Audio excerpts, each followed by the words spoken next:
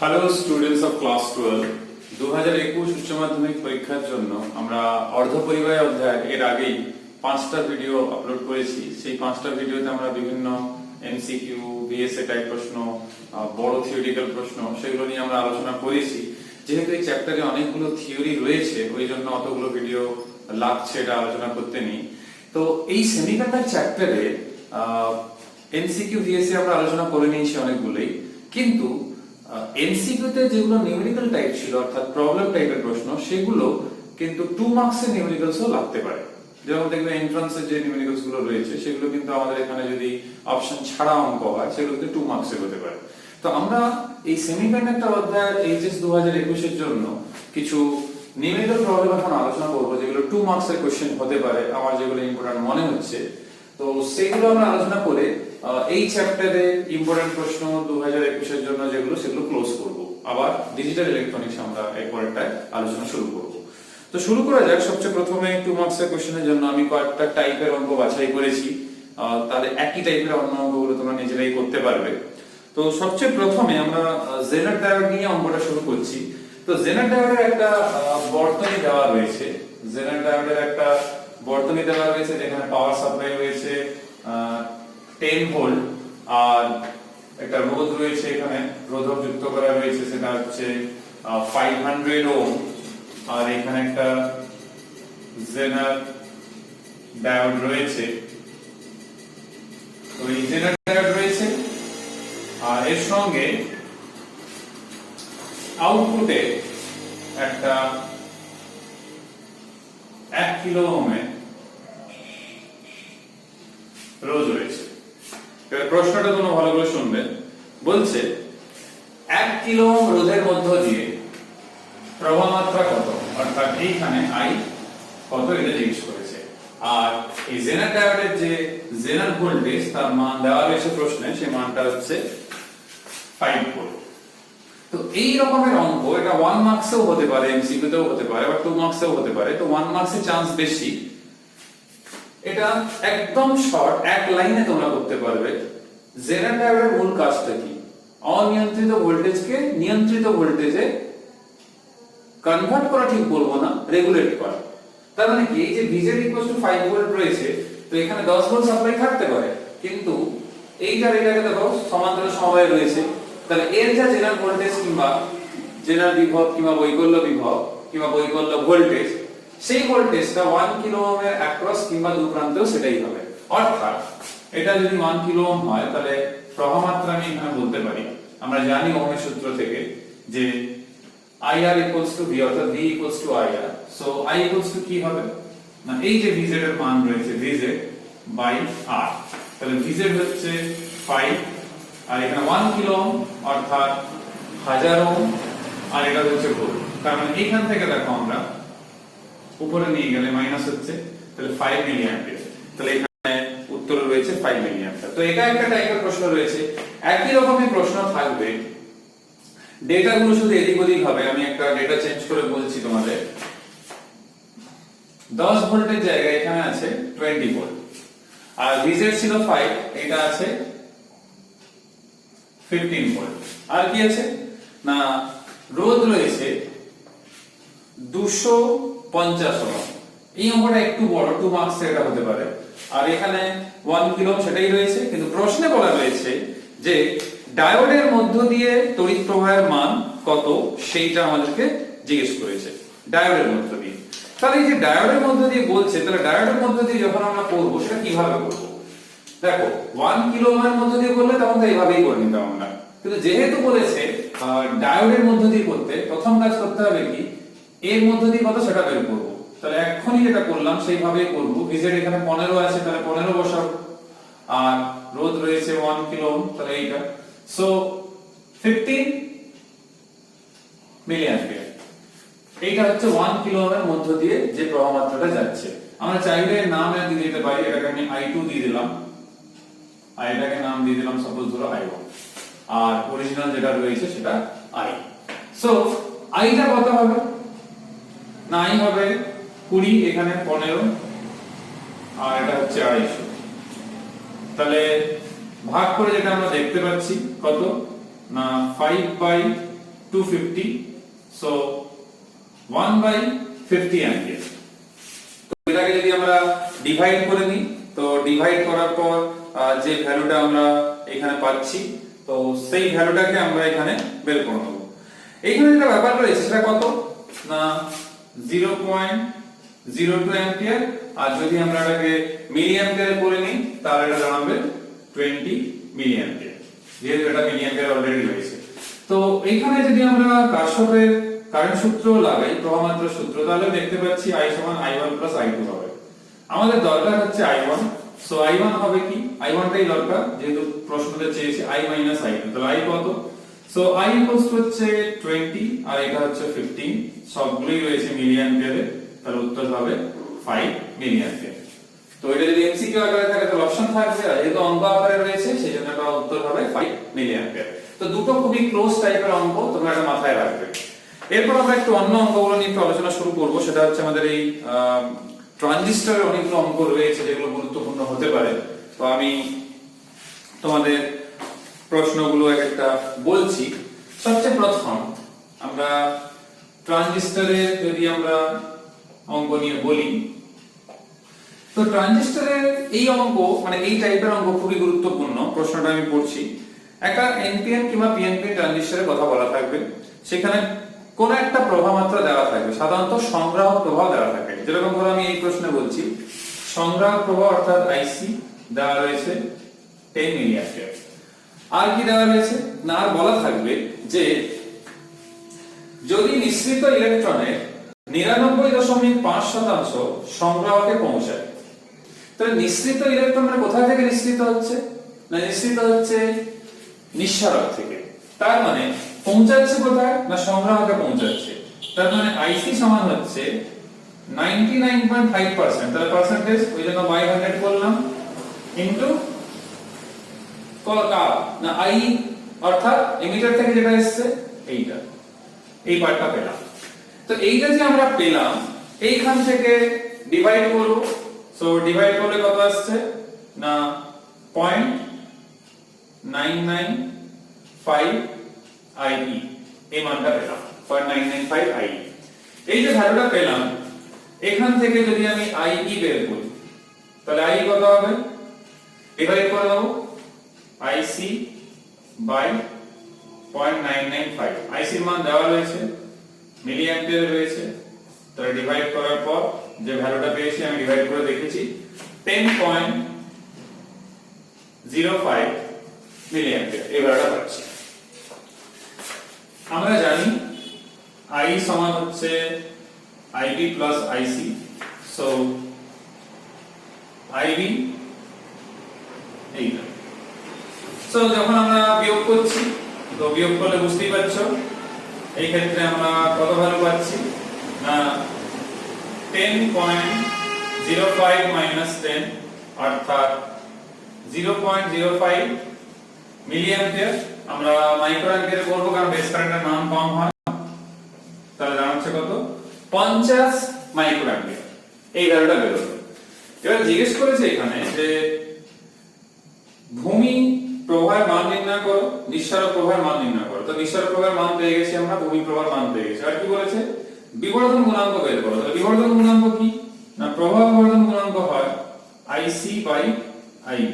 তাহলে IC এর মান রয়েছে আমাদের কাছে, সেটা কত 10, আর এটা মিলি অ্যাম্পিয়ারে রয়েছে, তো আমরা 10 to the power -3, R IB হচ্ছে 50 মাইক্রো অ্যাম্পিয়ার। তো যখন এটাকে ডিভাইড করব আমরা, ডিভাইড করে যেটা আসছে সেটা কত না 200, উত্তর তাই রয়েছে 200। তো এইভাবে আমরা নিউমেরিক্যালটা অ্যাপ্রোচ করব আর এইভাবে এটাকে সলভ করব। পরের যে প্রশ্নটা আমাদের রয়েছে সেটা হচ্ছে, এটাও গুরুত্বপূর্ণ প্রশ্ন। এইরকম অঙ্কতে কি হয় না প্রবাহ বিবর্ধন গুণাঙ্কের মান দেওয়া থাকে। যেমন আমি প্রশ্নটায় বলছি তোমাদের যে বিটা দেওয়া রয়েছে, আমি এদিকে বলছি কত না বিটা দেওয়া রয়েছে 70, আর বলছে নিঃসারক যে প্রবাহ রয়েছে সেই নিঃসারক প্রবাহের মান দেওয়া রয়েছে সেটা হচ্ছে 8.8 মিলি অ্যাম্পিয়ার। আর এই ক্ষেত্রে জিজ্ঞেস যেটা করেছে আমাদের এখানে জিজ্ঞেস করছে ভূমি প্রবাহ কিংবা আইডির মান জিজ্ঞেস করেছে। নেক্সট যেটা জিজ্ঞেস করেছে সেটা হচ্ছে কি না আইসির মান, এই দুটো জিনিস জিজ্ঞেস করেছে। বলছে সি ট্রানজিস্টরের প্রবাহ মাত্রা বিবর্ধন 70, নিঃসারক প্রবাহ মাত্রা 8.8 মিলি অ্যাম্পিয়ার হলে সংগ্রাহক ও ভূমি প্রবাহ মাত্রা কত? খুবই ইম্পর্টেন্ট প্রশ্ন, এই টাইপের প্রশ্ন। তো এটা আমরা কিভাবে করব? না দেখো, বিটা এবং আলফার মধ্যে এই সম্পর্কটা, এটাকে আমরা অন্যভাবে লিখতে পারি কি না আলফা সমান বিটা বাই 1 প্লাস বিটা। তাহলে ভ্যালু বসালে 70/71। তো এই যে 70/71 আমি করলাম, এখান থেকে ভ্যালু যেটা পাওয়া যাচ্ছে সেটা হচ্ছে 0.986, আর আলফা সমান আমরা জানি সেটা হচ্ছে IC/I। তার মানে 0.986, এখানে IC এর মানটা জানা নেই, I এর মানটা দেওয়া রয়েছে। তো এখান থেকে IC ভ্যালুটা যেটা ডিভাইড করে পেয়েছি সেটা বলছি আমি, সেটা হচ্ছে কত, মানে এখানে মাল্টিপ্লাই করার পরে ভ্যালুটা পাওয়া গেছে 8.676। তোমরা মাল্টিপ্লাই করে চেক করে নেবে, এই ভ্যালুটা পেলাম। সো এবার দেখো আমাদের IC পেয়ে গেছি, জিজ্ঞেস করেছে আরেকটা হচ্ছে ভূমি প্রবাহ কত। তাহলে ভূমি প্রবাহ হবে IE মাইনাস IC, সেটা আমরা একটু আগে এখানেও দেখেছি, মনে করে রাখো এখানেও দেখেছি আমরা। সো এখানে যখন আমরা মান বসাবো, তো মান বসালে আমরা যেটা পাচ্ছি সেটা হচ্ছে 8.8 আর 8.676। সো এটাকে বিয়োগ করলে যেটা পাচ্ছি সেটা হচ্ছে 0.124 মিলি অ্যাম্পিয়ার, আর এটাকে যখন আমরা মাইক্রো অ্যাম্পিয়ারে দিয়েছি তখন 124 মাইক্রো অ্যাম্পিয়ার। তাহলে এখান থেকে সেটা লিখতে পারছি আমরা। নেক্সট যে প্রশ্ন রয়েছে সেটা হচ্ছে কোশ্চেন নাম্বার 3, যেটা রয়েছে সেটা হচ্ছে যে একটা মানে কি বলবো, আমরা যেহেতু ওটাকে 3 বলেছিলাম এটাকে 4 বলি, এটা 5। সো এখানে নেক্সট যে প্রশ্নটা রয়েছে সেক্ষেত্রে কি হয়েছে, ট্রানজিস্টর নিয়ে প্রশ্ন রয়েছে। তো এটা এই টাইপের কি হয়, বিটার ভ্যালু দেওয়া রয়েছে ট্রানজিস্টরের বিটা হচ্ছে 45, সংগ্রাহক বর্তনী রোধ দেওয়া রয়েছে। তার মানে বিটা হচ্ছে 45, সংগ্রাহক বর্তনী যে রোধ সেই ভ্যালুটা দেওয়া রয়েছে, সেই ভ্যালুটা কত 5 কিলো ওহম, আর আউটপুট ভোল্টেজ দেওয়া রয়েছে কত 5 ভোল্ট, আর বেস কারেন্ট জিজ্ঞেস করেছে। আর কি জিজ্ঞেস করেছে না, মূলত বেস কারেন্টই জিজ্ঞেস করেছে। তো ভূমি প্রবাহ বের করতে হবে। তা আমরা জানি ওহমের সূত্র যদি আউটপুট বর্তনীতে লাগাই তাহলে কি আসবে না IC ইনটু RC আসবে।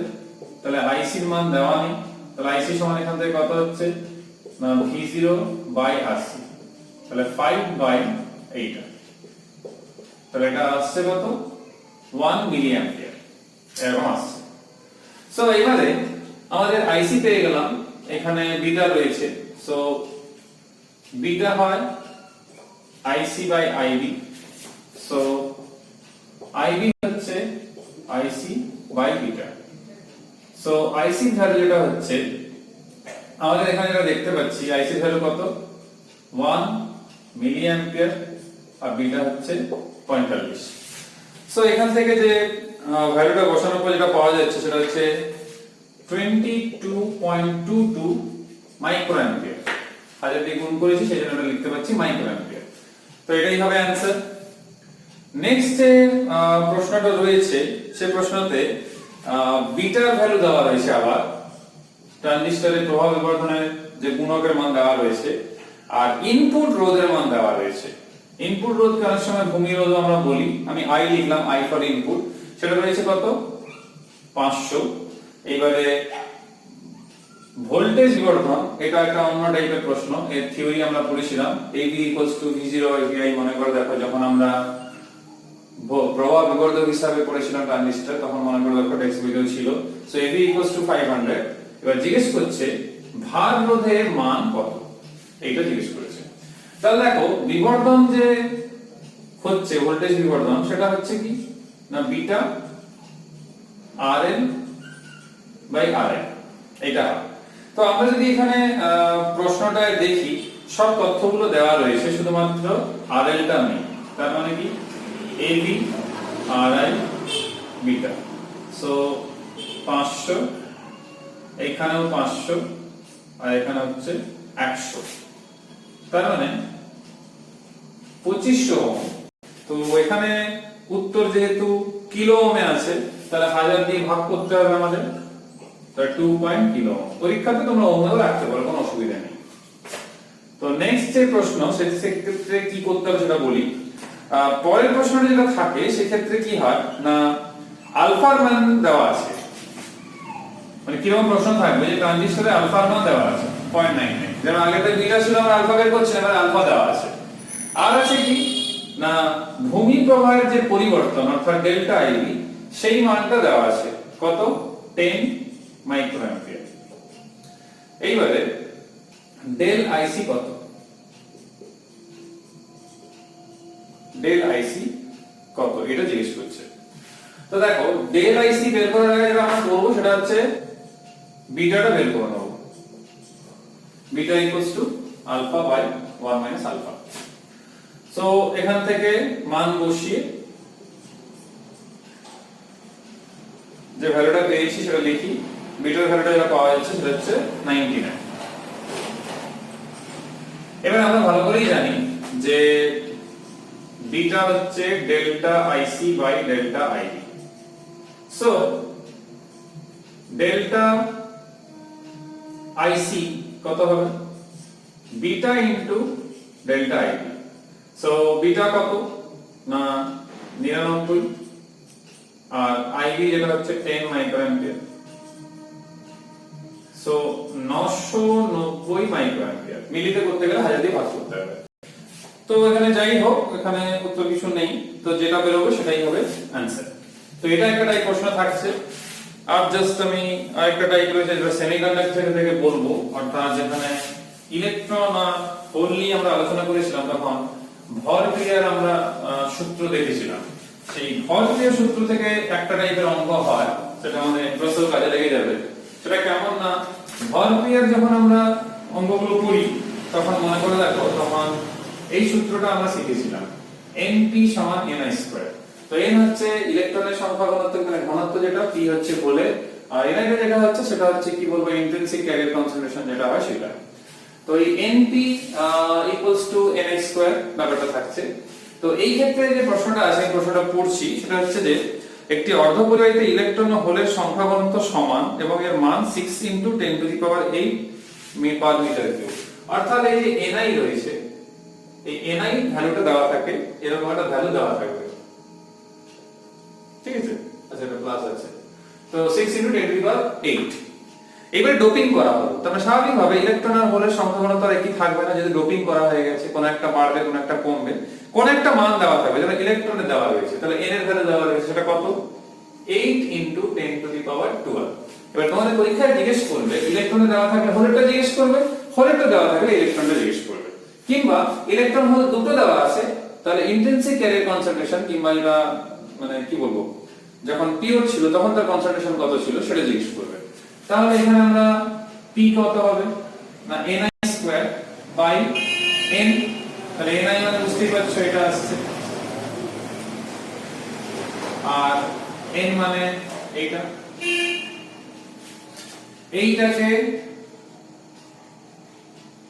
এরকম আসছে। তাহলে এখানে আমরা যদি রেজাল্টও দেখি, তো রেজাল্টেও আমরা দেখতে পাবো এরকমই ভ্যালু কিন্তু রয়েছে। তো এটা একটা টাইপের প্রশ্ন।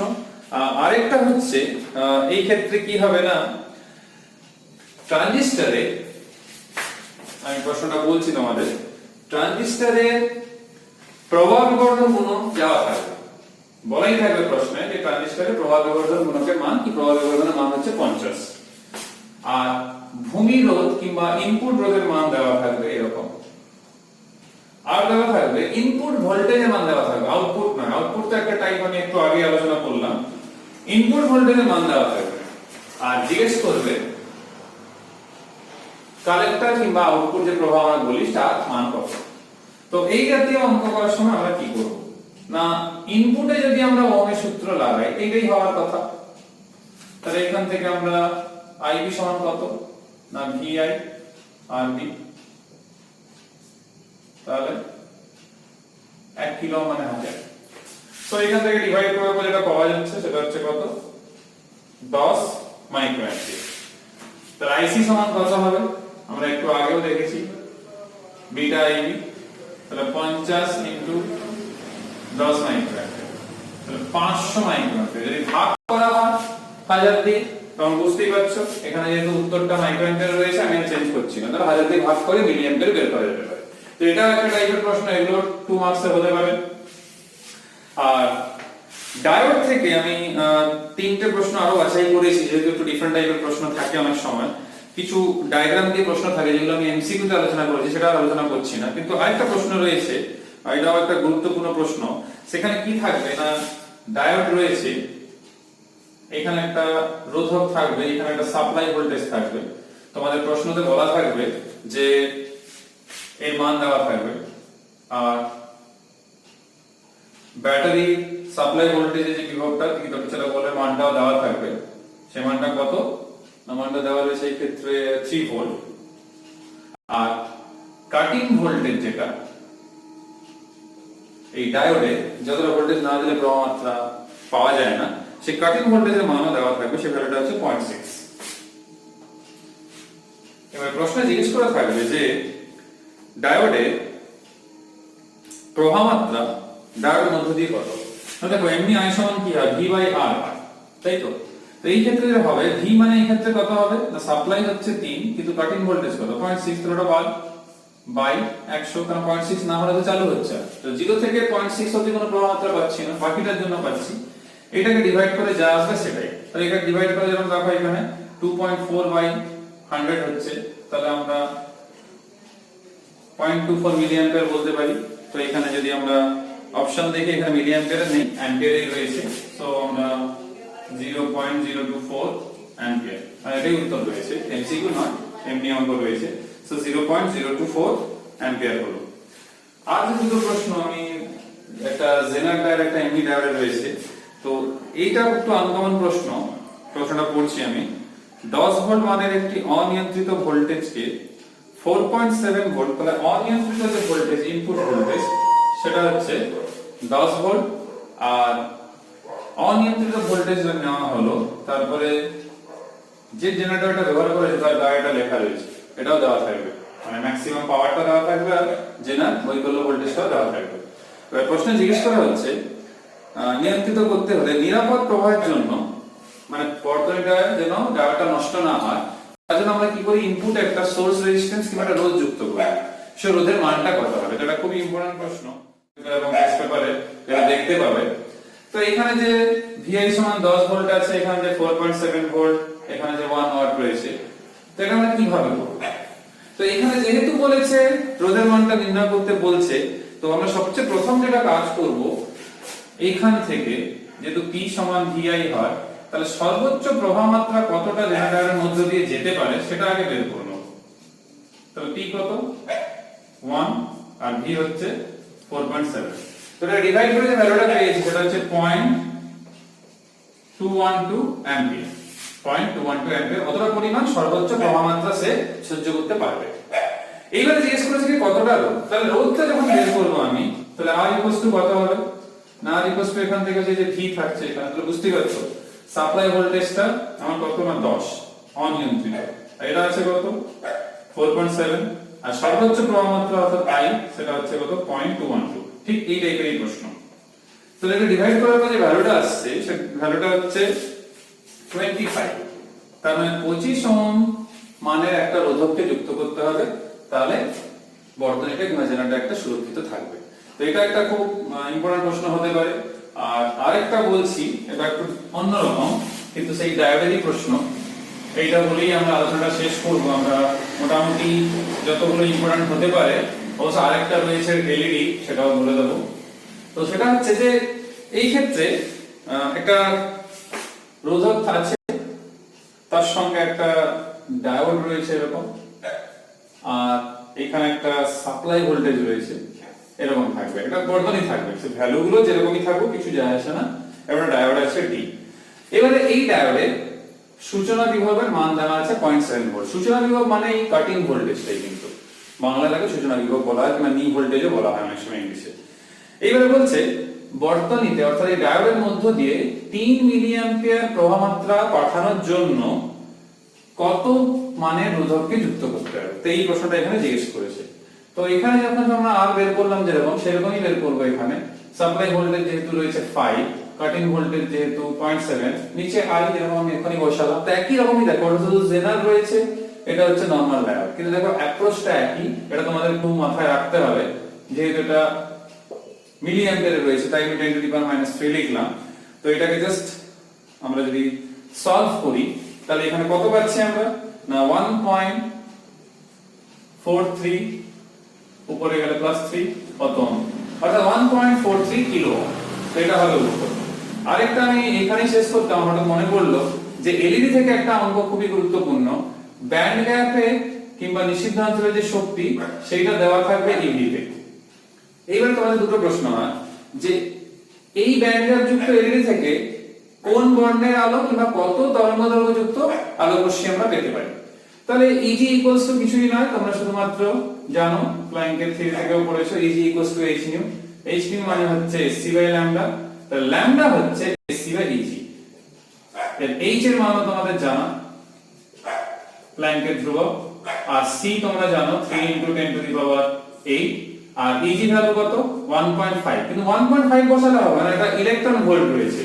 তো ইলেকট্রন ভোল্ট মানে জুলে লিখতে হবে, অর্থাৎ 1.6 10⁻⁻19 ডিভাইড করলেই তোমরা উত্তর পেয়ে যাবে মিটারে। মিটার থেকে ন্যানোমিটার অ্যাংস্ট্রম করে নেবে, সেটা দেখে বুঝে যাবে 4000 থেকে 8000 অ্যাংস্ট্রমের মধ্যে এটা কোথায় পড়ছে, সেরকম বর্ণনা হবে। আর না শুধু যদি ল্যামডা বের করতে বলে তোমরা মিটারে না করে অ্যাংস্ট্রম কিংবা ন্যানোমিটারে বের করে ছেড়ে দাও। এটাও কিন্তু একটা ইম্পর্টেন্ট প্রশ্ন, এটা এমসিকিউ তেও হতে পারে 1 মার্কসে, 2 মার্কসেও হতে পারে। এলইডি থেকে এটা ছাড়া অন্য প্রশ্ন হওয়া একটু মুশকিল আছে। তো মোটামুটি যতগুলো আমার ইম্পর্টেন্ট মনে হলো যেটা 2021 এ কাজে লাগতে পারে, আশা করি এর মধ্যে নিশ্চয়ই এগুলো প্রয়োগ করে তোমরা ইভেন এক্সারসাইজ যে তোমরা আগেই আলোচনা করে নিয়েছি, এমসিকিউ করে নিয়েছি। তো তোমরা ডিফারেন্ট যে বুকস গুলো রয়েছে, অর্থাৎ প্রশ্নমিত্রা হোক, কি টার্গেট হোক, কিংবা আমাদের বিভিন্ন টেস্ট পেপার গুলো যে রয়েছে, কিংবা মক টেস্টের প্রশ্নগুলো রয়েছে, কাউন্সিলের টেস্ট পেপার গুলো রয়েছে, তো সেখানে প্রয়োগ করে তোমরা নিশ্চয়ই পারবে এই আশা আমি রাখি। আর পরীক্ষাতেও তোমাদের কাজে লাগবে। তো এখানেই শেষ করছি। আমরা নেক্সট ভিডিওতে ডিজিটালের ইম্পর্টেন্ট প্রশ্ন কি হতে পারে 2021 সালে, ডিজিটাল বর্তনীর কথা বলছি, সেগুলো নিয়ে আলোচনা শুরু করব পরের ভিডিওতে। সবাই সুস্থ থেকো, ভালো থেকো। পরের ভিডিওতে তোমাদের সঙ্গে আবার দেখা হবে। Till then, by.